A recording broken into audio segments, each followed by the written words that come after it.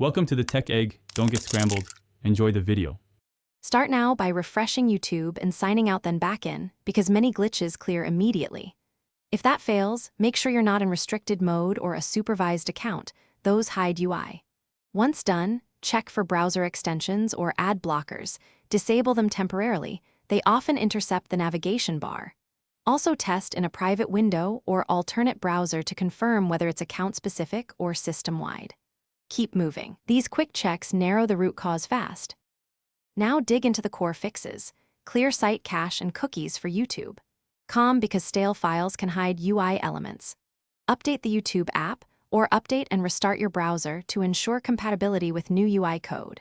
Disable hardware acceleration in the browser settings since GPU rendering can drop overlays.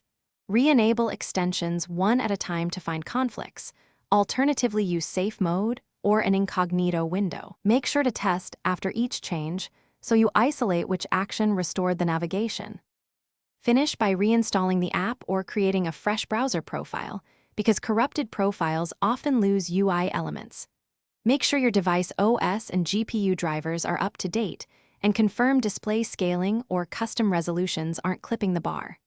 If the bar returns, verify stability over several sessions.